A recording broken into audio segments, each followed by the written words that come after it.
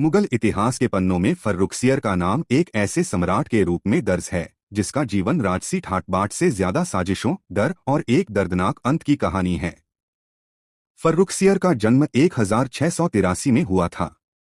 वह सम्राट बहादुर शाह प्रथम का पोता था।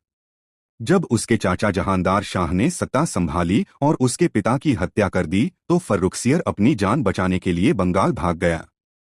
वहां उसने अपनी खोई हुई विरासत को वापस पाने का संकल्प लिया, लेकिन उसके पास न सेना थी न धन। यहीं उसकी मुलाकात इतिहास के मशहूर सैयद बंधुओं अब्दुल्ला खान और हुसैन अली खान से हुई। इन्हें भारतीय इतिहास में किंग मेकर्स कहा जाता है।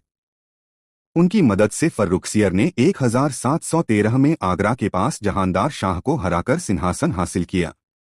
फर्रुखसियर का शासनकाल 1713 से 1719 कुछ महत्वपूर्ण फैसलों के लिए जाना जाता है। सिख नेता बंदा सिंह बहादुर का अंत। फर्रुखसियर के समय में ही मुगल सेना ने लंबी घेराबंदी के बाद सिख योद्धा बंदा सिंह बहादुर को पकड़ा और दिल्ली में उन्हें शहीद कर दिया गया। अंग्रेजों को मैग्ना कार्टा देना। 1717 में एक अंग्रेज डॉक्टर विलियम हैमिल्टन ने फर्रुखसियर की एक जानलेवा बीमारी फोड़े का इलाज किया। खुश होकर सम्राट ने अंग्रेजों को बंगाल में बिना कर टैक्स दिए व्यापार करने का शाही फरमान दे दिया, जिसे ईस्ट इंडिया कंपनी का मैग्ना कार्टा कहा जाता है। फर्रुखसियर सम्राट तो बन गया था, लेकिन असली ताकत सैयद बंधुओं के हाथ में थी।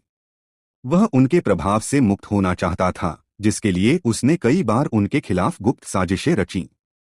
वह स्वभाव से अस्थिर और डरपोक था। वह कभी एक दरबारी पर भरोसा करता तो कभी दूसरे पर। उसकी यही ढुलमुल नीति उसकी सबसे बड़ी दुश्मन बन गई। जब सैयद बंधुओं को पता चला कि सम्राट उन्हें मारने की योजना बना रहा है तो उन्होंने पहले हमला करने का फैसला किया। 1719 की एक काली रात को सैयद बंधुओं ने मराठा पेशवा बालाजी विश्वनाथ की मदद से लाल किले पर कब्जा कर लिया। फर्रुखसियर डर के मारे महल के हरम में छिप गया। उसे वहां से घसीटते हुए निकाला गया, उसे अंधा कर दिया गया और कैद में डाल दिया गया। कुछ महीनों बाद उसी जेल में उसकी गला घोंटकर हत्या कर दी गई। वह पहला मुगल सम्राट था जिसकी हत्या उसके ही दरबारियों द्वारा की गई थी। फर्रुखसियर की कहानी हमें सिखाती है कि बिना व्यक्तिगत योग्यता और साहस के दूसरों के कंधों पर चढ़कर हासिल की गई सत्ता कभी सुरक्षित नहीं रहती।